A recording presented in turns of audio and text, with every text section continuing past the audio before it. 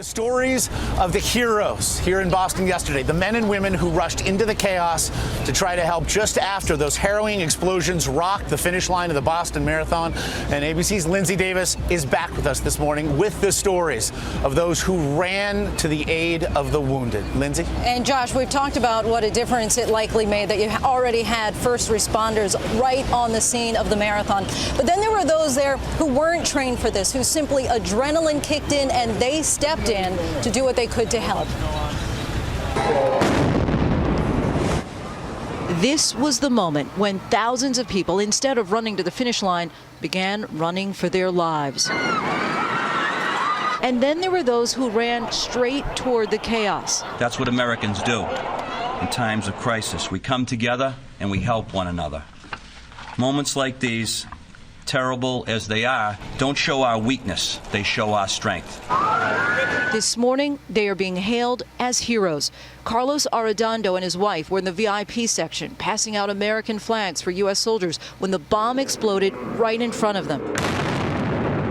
My first instinct was to just run across the street and start helping out the people. He sprang into action, stopping the bleeding of an injured bystander who lost both his legs. He never left his side, holding his hand till help arrived. He's a little bit in shock still. Former New England Patriot Joe Andruzzi, who was there in support of his cancer foundation, is seen here carrying an injured woman to safety. And Army veteran Bruce Mendelson was blocks away from the explosion. Still, he says he was knocked out of his seat, but then headed toward the scene. I was with my brother who had just finished the marathon, and I yelled at him to get all the people back away from the windows. There were blood smears on the sidewalk. There were people injured with a lot of grievous lower body injuries. I tried to render what medical assistance I could.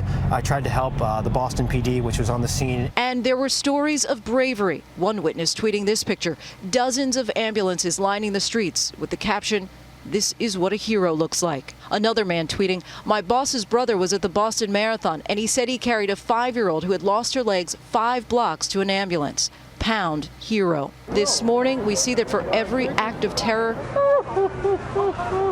heroes emerge.